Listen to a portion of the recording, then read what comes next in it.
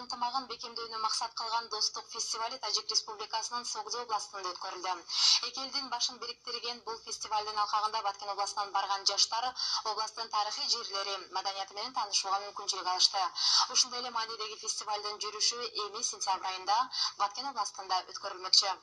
Кыргыз-тажик элдеринин достугун бекемдеп, ынтымагын арттырууну максат кылган достук фестивали Тажик Республикасынын Согдо областында өткөрүлдү. Аталган фестиваль эки элдин жаштарынын ортосунда уюштурулду. Баткен областынан барган делегацияны Испара районунун акими баш болгон бир топ жетекчилер жана жаштар досу алышты.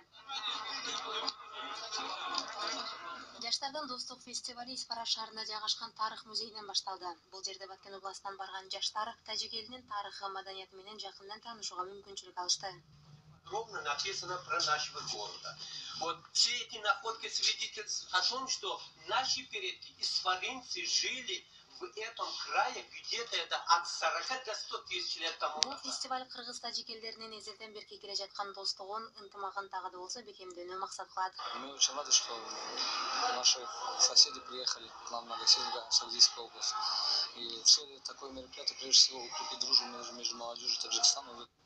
Биздин кошуналарыбыз бизге конокко келгенине биз абдан кубанычтабыз. Мындай фестивалдын эң негизги максаты кыргыз жана тажик жаштарынын достугун бекемдөө. Биздин салтыбыз, маданиятыбыз бир жана биз бөлө турган эч нерсе жок. Мындай жолугушууларды мындан ары да көп жолу уюштуруу керек деп ойлойм. Анткени мындай жолугушуулар көп өткөрүлсө, болуп жаткан пикир келишпестиктер келечекте болбойт деп ойлойм.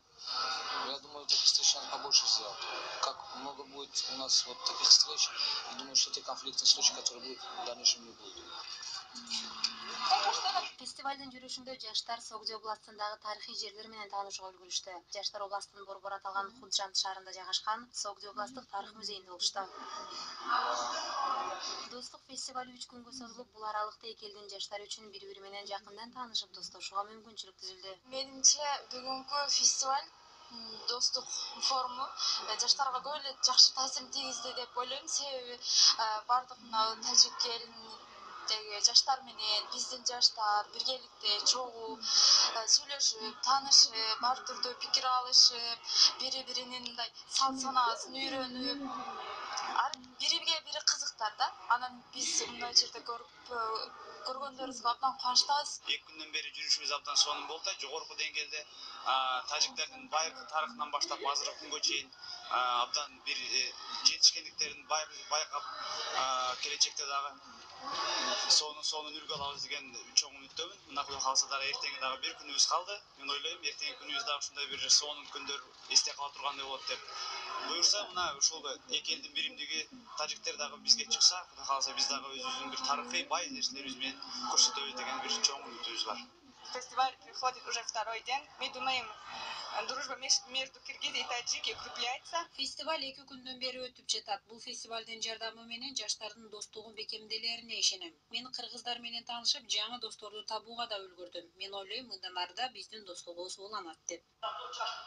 Баткен областынан барган жаштар Кайракум шаарындагы Бухаристон эс алуу борбору, Арбоб маданият үйү, спорт комплекстери жана бир канча тарыхый жерлери менен таанышышты. Мындан сырткары эки элдин жаштарынын ортосунда ар кандай оюндар, спорттук мелдештер уюштурулду. Мындай иш-чаралар эки элдин ынтымагын бекемдөөнү көздөйт. Эки улуттун ортосундагы жаштар фестивали сентябрь айында Баткен областында өткөрүү пландалган. Максуда Кудайбердиев, Азатбек Курбанбеков, Алтын бешик жаңылыктары.